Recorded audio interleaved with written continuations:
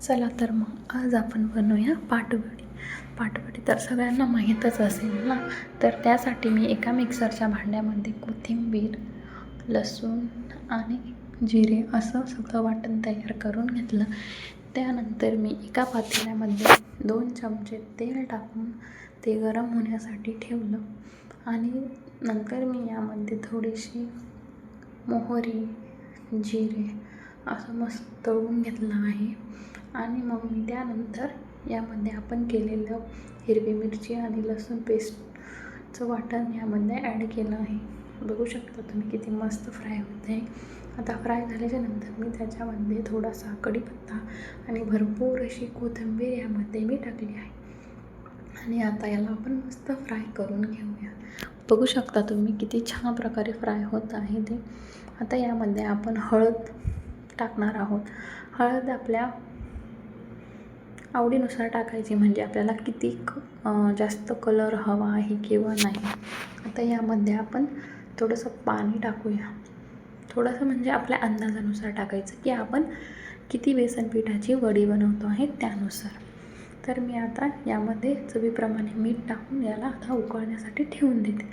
तोपर्यंत मी एका साईडला दुसऱ्या बाजूने बेसन पीठ एका ताटामध्ये काढून घेत आहे की मला अंदाज येईल की आपल्याला किती पीठ त्या पाण्यामध्ये टाकायचं आहे. तुम्ही तुमच्या अंदाजानुसार घेऊ शकता.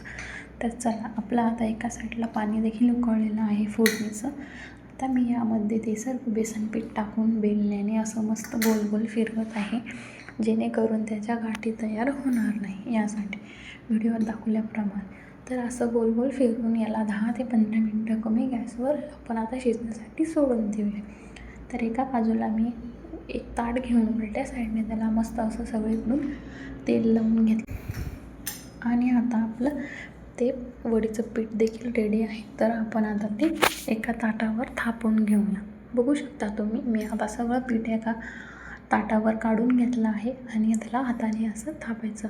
आणि त्याला गरम गरमच थापावं लागतं.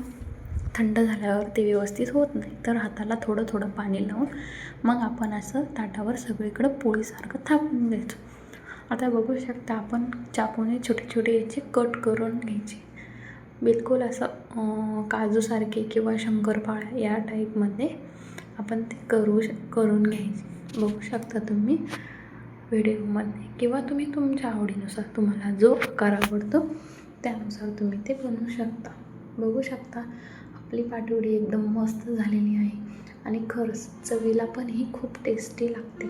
आपल्याकडं गावाकडे सध्या हे खूप करतात. तर तुम्ही एकदा ही रेसिपी नक्की ट्राय करा. अशा पद्धतीने खूप मस्त लागते आणि चवसुद्धा खूप भारी होते.